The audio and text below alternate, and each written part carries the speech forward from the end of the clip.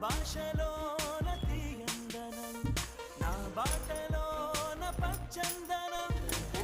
పాపలాగా నవ్వుగుణం